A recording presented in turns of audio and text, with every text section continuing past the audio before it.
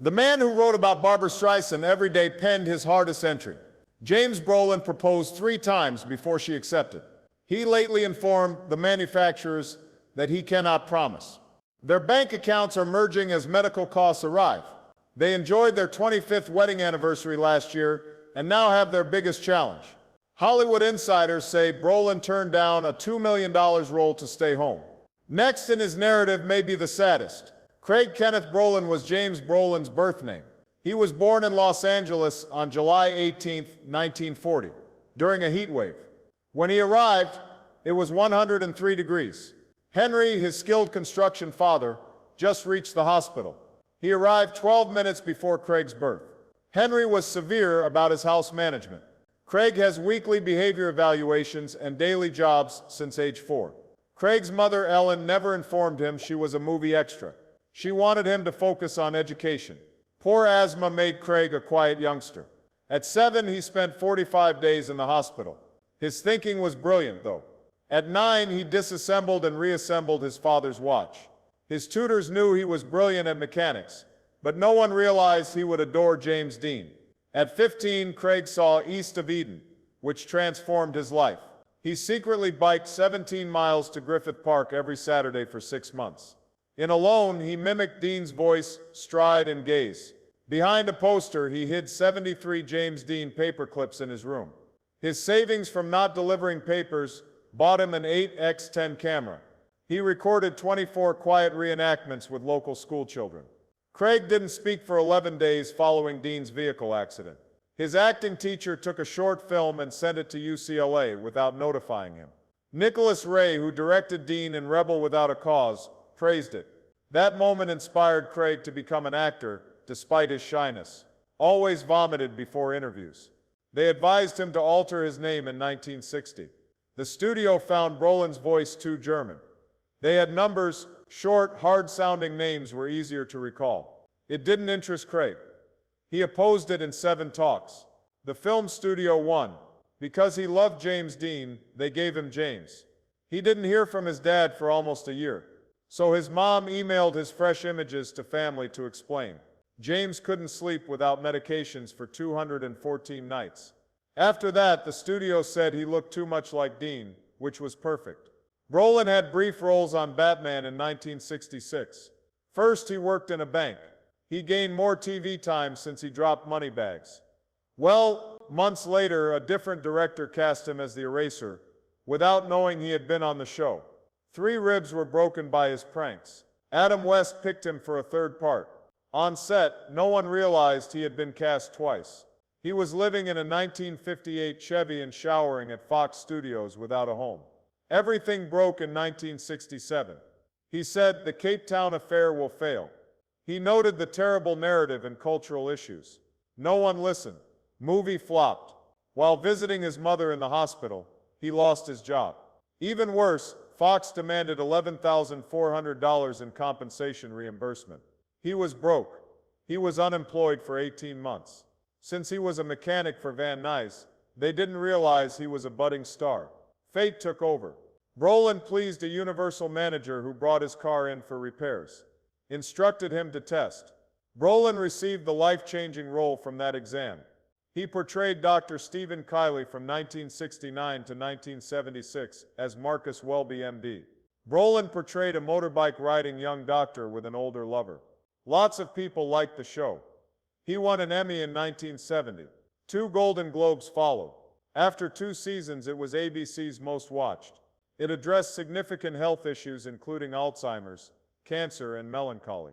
After an episode on homosexuality, Brolin continued to share vital tales despite protests.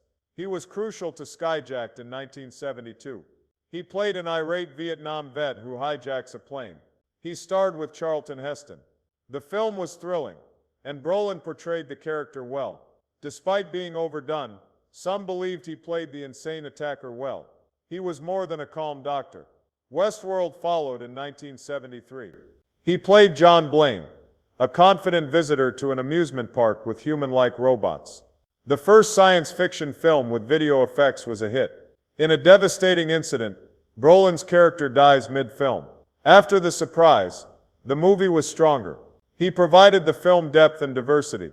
In 1979, Brolin portrayed terrifying parts. He played George Lutz in Amityville Horror. He wasn't sure about the movie until the tale terrified him. His pants fell off a chair. It meant to him. The film grossed over $80 million. It was unsettling to see Brolin play a crumbling guy. It suggested financial troubles and familial issues. Many felt in the late 1970s. He and co-star Margot Kidder clashed behind the scenes. But it helped the tale. Brolin was humorous in 1985's Pee-wee's Big Adventure. He impersonated Pee-wee and was a cool spy. It was a brilliant homage to his James Bond-like appearance. He was the TV show's lead. Brolin had a regular employment for 5 years on the program. He played San Francisco hotel boss Peter McDermott, dressed in style. Every evening included different action and visitors. But Brolin was always the primary character. He ran some shows. He was a 2-time Golden Globe nominee. Thus he met someone new. During their split, Jan Smithers, his future wife, guest starred. But Barbra Streisand was born in Brooklyn on April 24, 1942. Emmanuel was a famous instructor, and Diana was a secretary. He earned $4,200 a year, hardly enough to sustain the family in their little apartment. When Barb was 15 months old, her father died from a seizure. They moved in with her parents, since they only had $250. She never saw her dad, but she found a message in her baby book years later. I think this will be different. Barbra's mother remarried in 1949 and had a half-sister. The situation didn't improve.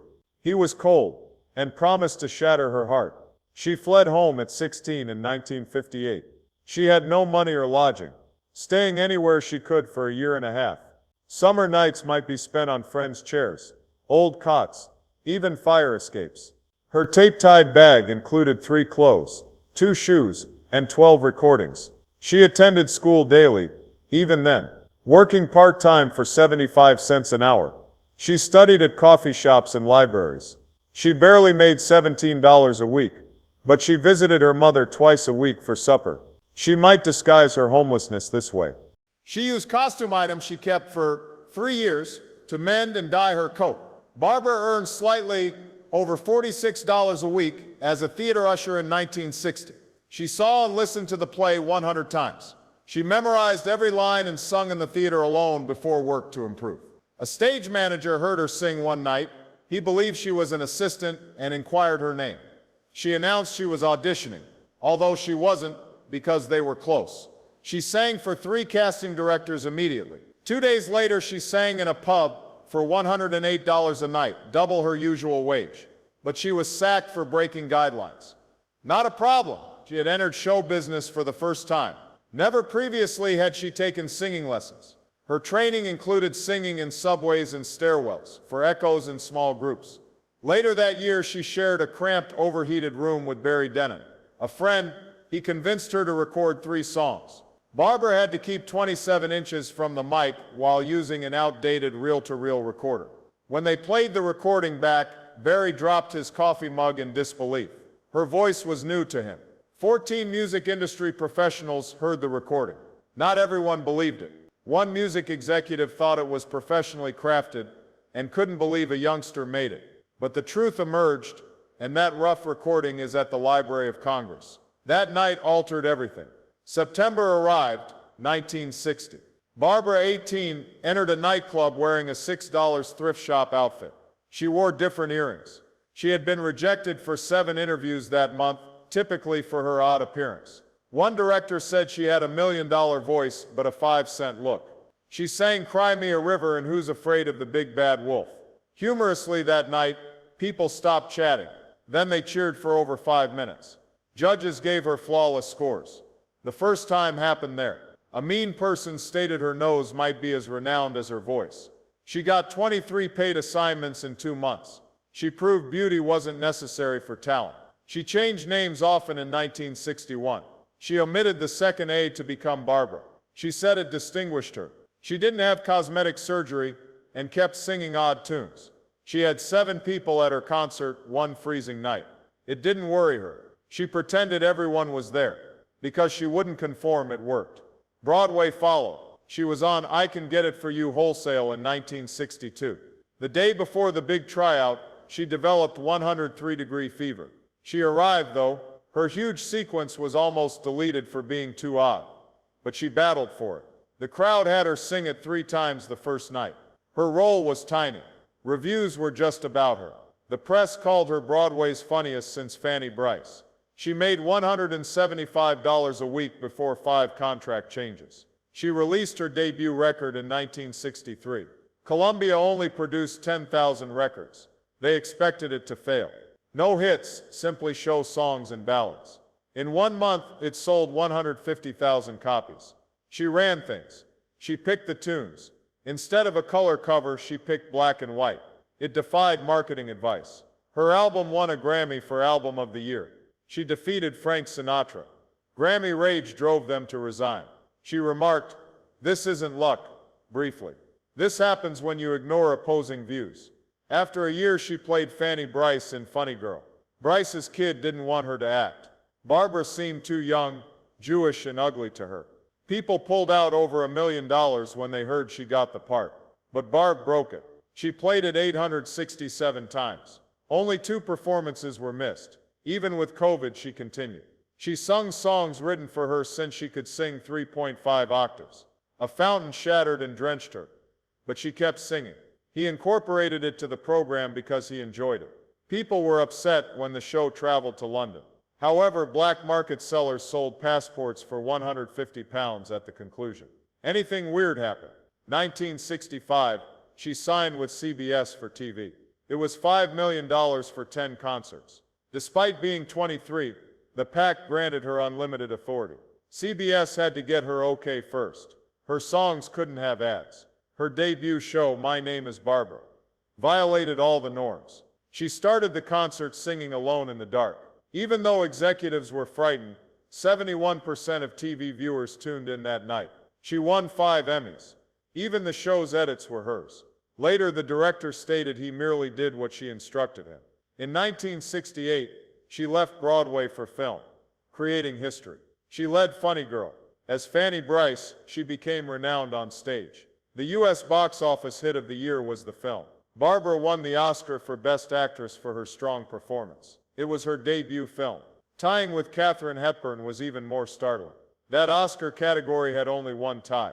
The film received 8 Oscar nominations and established Barbra as a Hollywood star. After years, the Library of Congress preserved Funny Girl as a national asset. Barbra accomplished other things than plays. What's Up, Doc? Was dangerous for her in 1972. Humorous, wacky Ryan O'Neal show. She first disliked the story and warned reporters it would fail. But huge developments occurred behind the scenes. Her role was made funnier, while O'Neal portrayed the serious one. It works. It was a smash, and the year's 3rd most popular film. Barbra earned more than her co-star $500,000 and was praised for her humor. The film is now considered a classic American sitcom. Barbra featured with Robert Redford in The Way We Were the next year. During a dangerous political moment in America, this book followed a lovely writer and impassioned Jewish campaigner. Despite costing $5 million, the film grossed $50 million. Barbra received another Oscar nomination, and the film earned Italy's highest prize. She sang the 1974 smash single title song, which sold over 2 million copies. After several years, it joined the Grammy Hall of Fame. Barbra desired greater control over her job by now. She founded Barwood Films in 1972. Her first endeavor was Up the Sandbox. It was a bizarre yet bold film about a bored housewife who dreams. Critics praised its daring approach to feminism. Yet film bombed at the box office. She resembled Greta Garbo in movies, according to critics. Roger Ebert noted she played a lady who didn't care what others thought, which wasn't common in movies at the time. The 1976 film A Star is Born followed. Barbra created and acted in it. The movie's love song Evergreen was a smash. The song was co-written by the first female Oscar-winning composer. A Golden Globe and Grammy were won. Evergreen became one of her finest songs and won another Golden Globe. That was a tough win. Barbra struggled for artistic independence with her 1983 film Yentl. She spent 15 years on it. 12 firms rejected her before giving her $14.5 million. She led 168 men, worked 20-hour days, and disguised herself with tight bindings. Some gambled she would fail, but she proved them wrong. It grossed almost $40 million. Still, one individual declared he wouldn't vote for her since she was female.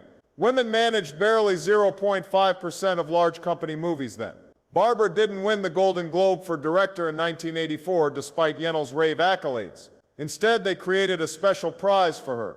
Awarded Best Musical or Comedy Director, that title disappeared the next year. At the party, Barbra politely requested why she wasn't included. After her case became public, Congress exploited it to prove Hollywood gender prejudice. After years, she persisted. Her 1991 film, The Prince of Tides, marked her return to filmmaking. The narrative has 26 iterations over 3 years. She shot in South Carolina following a hurricane, recruiting scores of houseless individuals. The film earned $63 million and 7 Oscar nominations. First woman nominated by the Directors Guild in 44 years, she won. But the Oscars didn't nominate her for Best Director. The fact that 94% of Oscar director votes were male infuriated many even more. Barb created history in 1995. Her HBO concert program won the Directors Guild Award for television directing. The first woman to get the prize. 125 workers worked on the program using 11 cameras and 223 configurations. Barbra had acute stage fright from a 1967 play where she forgot the words. Fear prevented her from performing for 27 years. The program grossed $93 million with 26 million viewers. At the occasion, Barbra noted that just 3.7% of TV directing roles were held by women. Her first DGA battle on the identical issue was 25 years ago. Without the spotlight, Barbra's private life was hard. She married actor Elliot Gould in 1963. Their son Jake was born 1966. Barbra canceled a $1 million tour after becoming pregnant. She enjoyed being a parent and often accompanied Jason to work. The marriage suffered. Gould struggled with drugs and gambling. She worried about their child's safety since he sold their stuff to fund his vices. They divorced in 1971 after breaking up in 1969. James Brolin and Barbra Streisand had a blind date on July 1, 1996. It almost failed. Both were mid-50s and had failed relationships. The last time Streisand married was 1971. Brolin owed $1.4 million following his second divorce. After 2 rejections, their friend Linda Bruckheimer put them up. Brolin abruptly changed his mind about meeting another woman that night. He took Valium for fear. She expected him to be rugged with a beard, but he was clean-shaven for another part. 6 hours were spent talking. Later, they discovered they were born 3.4 miles apart in Los Angeles. Streisand questioned Brolin, "Who messed up your hair?" which pained him more than she meant to. In 11 years, his ex-wife never complimented him on his appearance. A statement remained with him. He almost left. He stayed because of how she looked at him. That night ended at 3:27 a.m. She requested his hair. She kept. The family has framed it with a handwritten letter. After 17 minutes, she stated she realized he was different from the 28 blind dates she had been on in 3 years. Brolin proposed 3 times. The first one occurred 87 days after they met in a Napa Valley hot air balloon. He presented her a 3.9-carat $250,000 diamond. "No," she said. She had a 2-year rule after a disastrous fiancé. The second offer came on New Year's Eve 1997 in New York. His song was her childhood favorite, and kneeled before 14 pals. She declined again, and it worked 3rd time. She had a party in her Malibu house on March 15, 1998. He sent her a 24-page letter with 98 reasons to be together. She did not tell him, and only revealed in her book years later that she was betrothed to someone else when they met. She dumped him after 5 dates. They married on July 1, 1998, 2 years after their first date. Weddings cost $1.4 million. Streisand hosted in her Malibu home. It was secure. A no-fly zone, 37 guards, and $250,000 NDAs were in place. Events began at 8:47 p.m. When they first met, 1,500 white roses and flowers from 4 nations arrived. Tom Hanks, Oprah Winfrey, the Clintons, and Marlon Brando attended. Streisand donned a 27-foot train dress. The evening included Brolin in an Armani suit with diamond earrings. Brolin spoke at the reception at 11:43 p.m. Her foundation's children's band played I Finally Found You. There were 273 words, framed for Streisand. Every night is a new adventure. Sleeping is pointless. I'm eager to see her in the morning. He struggled to sleep for 27 years. She improved him. The couple spent 642 nights together before the wedding. They solved crosswords, read poetry, and shared secrets in bed. Brolin performed Barbra's Lullaby, a piano song he had secretly mastered. That night, spelling her name erroneously as a prank with his pals. John Travolta later said that Brolin had written down every day they were together and will deliver it to her on their 25th wedding anniversary. Their aim was met in 2023. They had separate bank accounts when they married. Split word for it. After losing $3 million in his second split, Brolin suggested it. They shared meals every Tuesday. He added, Streisand had $400 million and Brolin $60 million. In this way, nothing changed. They shared one account, $800,000 for the home. In a 2023 interview, Brolin stated this agreement prevented them from fighting over money like other Hollywood spouses. While COVID-19 was contained, their relationship grew. Many ex-lovers fell in love again. They shared 425 nights. They awoke at 6:45, considered and cooked. One puzzle per conceivable wedding year. They donned Crown and Bridgerton costumes and performed twice. Brolin claimed their 278-page lockdown journal may constitute a book. The $35,000 Swedish mattress became their home, known as the office. It has paper and pillow laptop stands to support each of them. From that bed, they made major career decisions. Streisand wrote 2018 album tracks while sleeping there. Every day they slept on that mattress for 4 to 6 hours. They spent $175,000 sealing their bedroom. When fighting, Roland observed, that quiet place is where most of their best ideas came from. They walked. The reason was there. The regulations were stringent. They took deep breaths every 30 feet and avoided their phones while they strolled around their 3.2-acre house. They returned after 17 minutes and journaled their feelings. At least 217 times, they did this. In 2019, they clashed over Streisand's book and walked 7 times in 3 days. They still requested the hotel staff for alternate walking routes while on vacation. Brolin claimed walks soothed them and allowed them think things out. Streisand also worked to enhance women's heart health. In 2014, she founded Fight the Lady Killer. Heart disease kills more women than other malignancies combined, shocking her. She lobbied for increased attention and funded a Cedars-Sinai cardiac facility. Her 2018 National Institutes of Health lecture was crucial. She said women with heart problems got poorer care than males. Her efforts reduced fatalities from 1 in 3 women to 1 in 4. She spent 10 years writing My Name is Barbra, her autobiography. It had 970 pages and released in 2023. It was handwritten. It has been on her mind since the 1990s. Jacqueline Kennedy once requested her writing. Critics lauded its honesty and style. Brolin mocked her for writing much of it on their plush mattress in bed. Brolin is 83 and working in 2025. He told People magazine, "Don't think about stopping." He filmed Ransom Canyon and voiced Sweet Tooth's last season. Despite Streisand making less pictures, he joked that she made more. 600 hours of TV and 97 movies. He's most thrilled about the upcoming project. Because of Ransom Canyon, Brolin is creating westerns again. Cap Fuller, his cowboy, dies in episode 9. He hoped his role was longer. It was Netflix's first major solar project. Made over 150 miles in New Mexico. Brolin read all 3 Sweet Tooth seasons around the same time. He recounted his horseback riding experience. He claimed playing kept him going even if directing was his passion.